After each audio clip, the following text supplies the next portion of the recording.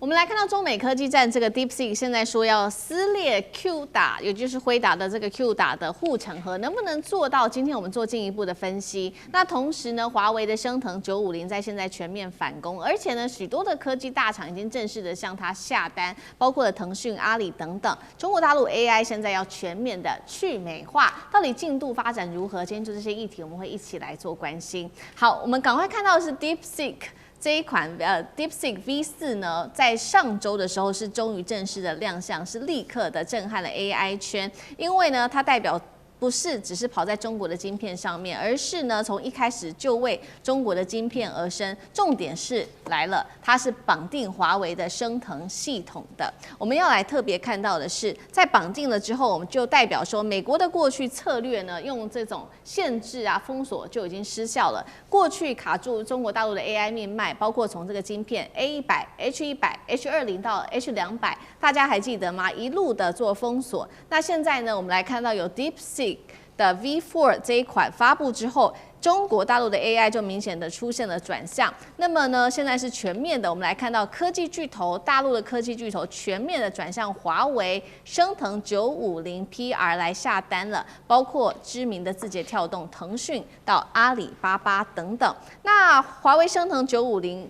PR 为什么这么受欢迎？我们也稍微看一下哦，包括它可以支援这种低精度、高密度的运算，性能是 H20的2.8倍，而且成本更低。模型它可以以模型的深度协同做设计等等。虽然它是略逊于 H200的，但是是符合现在大陆各种环境上面的需求。那现在其实更让黄仁勋害怕的就是，它是正面等于破坏了 QDA 它20年来长期建立的这个霸权。过去靠软体封死这个硬体的霸权，等于是完全被这个垄断，等于是完全被打破了。所以节目一开始特别请教杨老师怎么看了这个升腾，刚刚提到950 PR， 今年规划出货量达到75万颗，那美国则是 H200， 一颗都卖不出去，代表中国大陆的 AI 算力已经可以自己支撑起自己的需求吗？老师怎么看？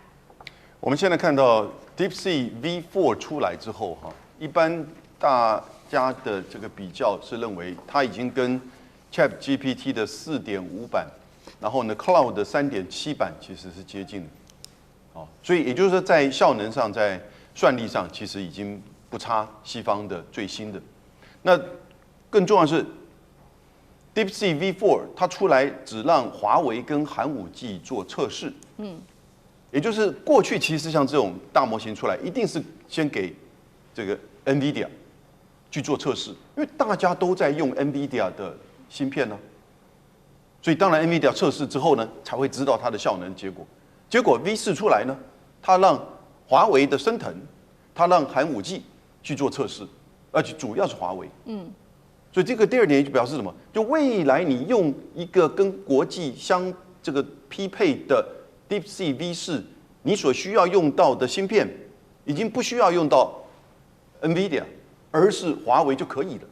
这代表整个中国的这 AI 上面的晶片，它走这样自主之路了。那第三个呢，就是它所使用的华为 CAN 系统，而不是 NVIDIA 的 CUDA。所以你整个架构又不一样，所以从模型到晶片到架构，它就完全中国化了，而且自己的内部的产品，它内部的这些就是支持，那更不要说所有的 AI 最重要的，我们刚刚讲的第4点，那就是电力，对不对？所以整个中国这当然是最强的，在这个电力上面。那这个其次之外，所以 DeepSeek 出来之后啊。当然，升腾这个950 PR， 它规划出货为什么75万颗？它就是配合了现在不止 DeepSeek， 其他的就是一些中国大陆的大模型也开始采取这么做。那也就是说，它代表的是中国自己从芯片到模型到整个架构完全自主化。那它的算力又不比国际上的差，而最重要一点，它开源。它开源的情况之下呢，它其实不止在中国，在世界其他地方，你就用它的架构，用它的模型跟华为的芯片来调制成适合你需要的 AI 的需求，这都做得到的。而且最重要的是，你看我每次都讲个最重要，越讲越重要。它便宜，它大概只是就是它每个 token， 它用不管是 Pro 版还是 Flash 版哈，它尤其那个 Flash 版，只是就是 ChatGPT 的1%的价格。所以你既开源又便宜，然后呢，你又可以避开美国的这个掌控，不只是在中国大陆，在全世界，它现在都打得开它的市场。那同样的问题也请教将军怎么看，有没有可能来超越在美国目前的发展？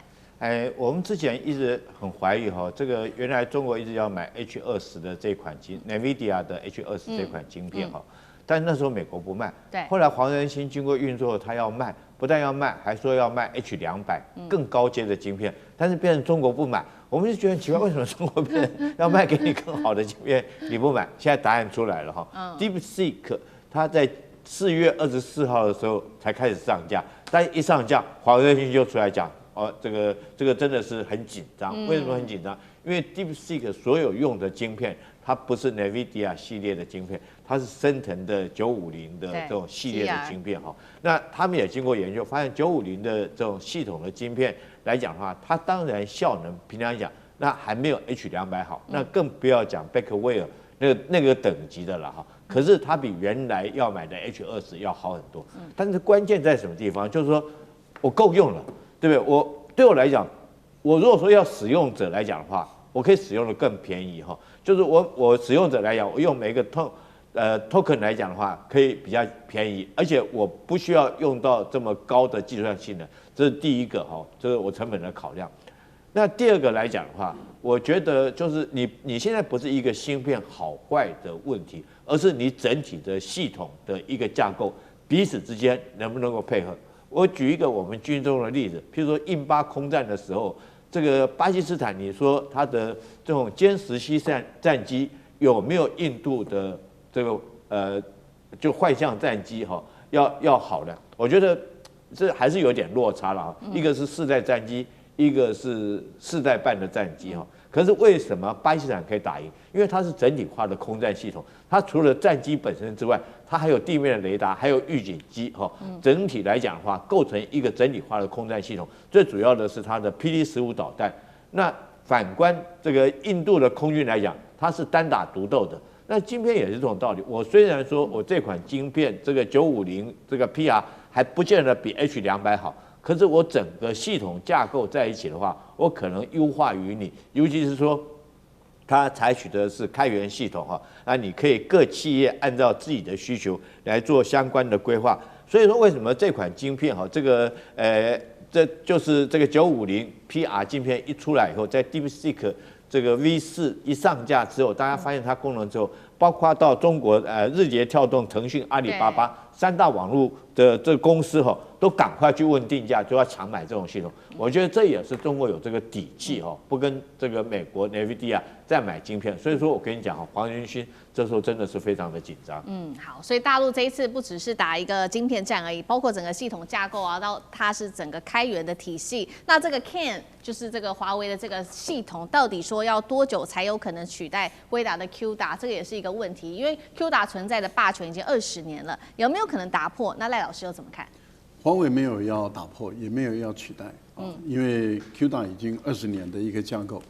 本来黄仁勋他们花了20年，因为之前的 AI 也并没有说到像现在这样子，几乎每个人都在讨论，每个人都在使用，几乎没有。之前还有很多基金，很多人都在怀疑说 AI 到底有没有未来啊？那当时的结构是这样，所以他花了20年，好像建立了一个世界，这个体系就是他的体系，因为在这个Q 达的系统内，他做了一个架构，所有人都在这个架构内来写这个 AI 的程式等等。但是现在的中国的做法，你看短短1-2年内，就把黄仁勋所用20年所建立起来的这个架构把它撕开了。为什么？因为大陆的做法很简单，华为它是采用这种低价格的方法。那也就是说，你不需要花那么多的钱，你不用进入这个 Q 达系统。你用我的 CAN 系统就可以，然后我的价格很便宜，所以他用价格来引导很多的工程师、技术师，因为我们刚刚讲的这个系统不是我们一般的消费者所使用的，对，是工程师、技术师所使用的。他把这一些工程师跟技术师说，你尤其是那些财力不是很雄厚的啊，那你或者很多小的公司、中型的公司说你们都可以不用走这个路，你可以走这条路走。那这个部分里面，他帮你解决问题了，所以他们可以从 Ken 的系统里面来。另外一个地方就在于，你黄仁勋所建立起来的这个系统，我们从底层里面来捞，那所以它等于是从底层的语言系统里面的结构绕开了。这一绕开，我们看到，那就是很多人他是不需要被黄仁勋绑在一个闭源的系统里面，他可以走入开源的系统，因为它跟 DeepSeek 已经结合在一起了。我觉得这是他的第二个一个策略啊。那这样的一个大战略就使他占有一个优势了。为什么？因为黄仁勋所建构起来的这个物理的东西，也就是说它的极限已经越来越接近了。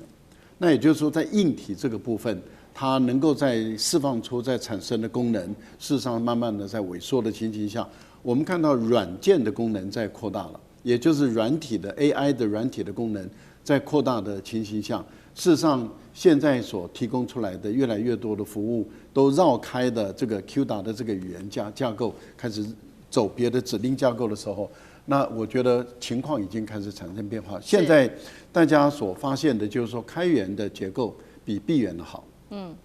那所以越来越多欧洲、亚洲很多工程师不走闭源的，走开源的，这是第一个。第二个就是 DeepSeek 它所提供的服务是我很短的时间内一直更新版本，现在已经到8.0了，那还得了啊？那你美国的慢，我那个中国的快，那大家为什么要走你闭源的，而且还要慢？大家走开源的，而且还要快，那最后当然就是价格取胜嘛。所以我个人觉得这条战争的路其实态势已经出来了。美国不再具有优势了，黄仁勋再不赶快攻进中国大陆市场，它的市场也会被取代。好，谢谢赖老师。那我们休息一下，马上回来。地缘政治、内中之争、战略价值、强权崛起、小国生存，现在与未来洞悉事件走向，掌握世界脉动，全球观点尽在环球大战。